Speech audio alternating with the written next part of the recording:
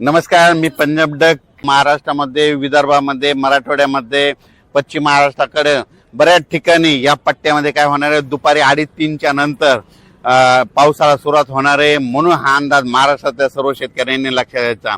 हा पाऊस विदर्भामध्ये, मराठवाड्यामध्ये आणि पश्चिम महाराष्ट्रामध्ये आज बऱ्याच ठिकाणी विजेच्या कडकडाटासह सुरू होणार आहे. म्हणून हा अंदाज लक्षात घ्यायचा. पण सर्व जोर पडणार नाही.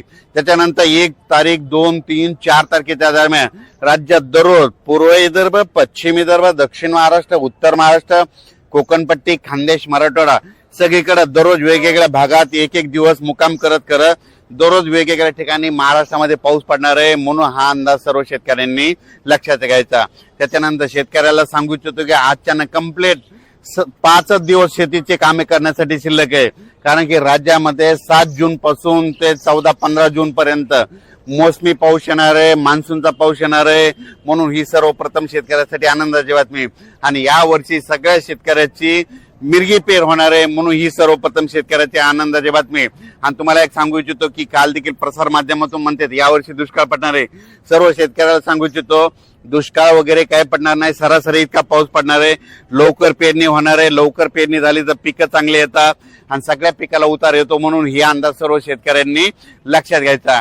त्याच्यानंतर मुंबईकर, पुणेकर आणि कोकणपट्टी या परिसरातल्या सर्व शेतकऱ्याला सांगू इच्छितो 10 तारखे ते 14 तारखेच्या दरम्यान कोकणपट्टी, सातारा, सांगली, सोलापूर पासून ही जी अशी कोकणपट्टी इकडे पूर्ण, त्याच्यानंतर मुंबई तिकडे मुसळधार पाऊस पडणार आहे. काही ठिकाणी अतिवृष्टी देखील होणार आहे. म्हणून हा अंदाज लक्षात घ्यायचा.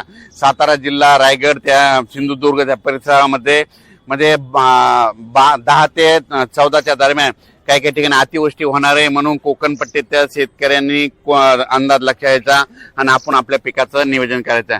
मुंबईकरांना देखील मुसळधार पाऊस पाहायला भेटणार आहे. 10 ते 14च्या दरम्यान मुंबईकरांना देखील मुसळधार पाऊस पाहायला भेटणार आहे. म्हणून हा अंदाज लक्षात घ्यायचा. पहिल्या पावसातच मुंबईकरांना जनजीवन विस्कळीत असं दिसणार आहे. म्हणून हा मुंबईकरांनी देखील अंदाज लक्षात घ्यायचा. म्हणजे पहिल्या मान्सूनच्या पावसात इतका जोरात पाऊस कधी येत नसतो, पण यावर्षी माझा मान्सूनचा पाऊस मुंबई, पुणे, कोकणपट्टीला खूप जोराचा झोडपिणार आहे. म्हणून हा अंदाज त्यांनी देखील लक्षात घ्यायचा. आणि राज्यातल्या सर्व शेतकऱ्याला सांगू इच्छितो की यावर्षी सरासरी इतका पाऊस पडणार आहे. म्हणजे जेमतेम पडणार आहे, पिकाला लागल तसा पडणार आहे.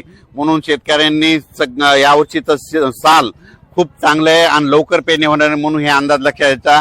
आजच्यानं कंप्लीट 6 दिवस पाऊस यायला शिल्लक राहिलेले आहेत मोसमी पाऊसला. म्हणजे आज 31 मे आहे. म्हणजे 1, 2, 3, 4, 6 तारखेपर्यंत तुम्ही शेतीचे कामे करून घ्या.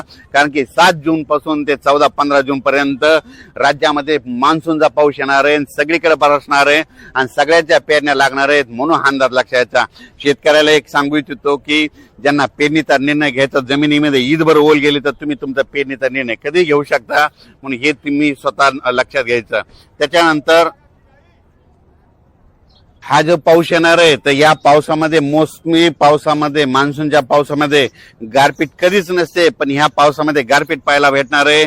म्हणून बीडकरांनी हा अंदाज बीड संपूर्ण जिल्ह्यातल्या शेतकऱ्यांनी अंदाज लक्षात घ्यायचा. सोलापूर जिल्ह्यातल्या शेतकऱ्यांनी देखील अंदाज लक्षात घ्यायचा. त्याच्यानंतर धाराशिव जिल्हा, परभणी जिल्हा, इकडं अहिल्यानगर जिल्ह्यात देखील गारपिटीसह मध्ये पाऊस पडणार आहे. म्हणून हा अंदाज अहिल्यानगरच्या जिल्ह्यातल्या सर्व शेतकऱ्यांनी लक्षात घ्यायचा. गारपीट सगळीकडे होत नसते, फक्त वेगवेगळ्या ठिकाणी होते. म्हणून हे देखील लक्षात घ्यायचं. सातारा, सांगली देखील, कोल्हापूर देखील खूप जोराचा पाऊस पडणार आहे, मुसळधार पडणार आहे. म्हणून कोल्हापूरच्या शेतकऱ्यांनी अंदाज. पुणे भागात देखील खूप जोराचा पाऊस पडणार आहे. पण पुणे पश्चिमात मुसळधार काही ठिकाणी अतिवृष्टी होणार आहे. म्हणून हे देखील पुणेकरांनी लक्षात घ्यायचं. त्याच्यानंतर नाशिक जिल्ह्यात देखील चांगला पाऊस पडणार आहे. म्हणून नाशिकच्या शेतकऱ्यांनी अंदाज लक्षात घ्यायचा. उत्तर महाराष्ट्रामध्ये आज देखील, म्हणजे आज 31 मेलाच आजच बऱ्याच ठिकाणी पावसाला सुरुवात होणार आहे. नंदुरबार, धुळे, जळगाव जिल्ह्यामध्ये, नाशिक जिल्ह्यामध्ये, मालेगाव त्या तालुक्या परिसरामध्ये बऱ्याच ठिकाणी आज देखील पाऊस पडणार आहे. म्हणून त्या देखील शेतकऱ्यांनी लक्षात घ्यायचं. पण त्याच्यानंतर मान्सूनचा 7 ते 14चा माझा तुमच्याकडे देखील चांगला पाऊस पडणार आहे. म्हणून हे देखील अंदाज लक्षात घ्यायचा.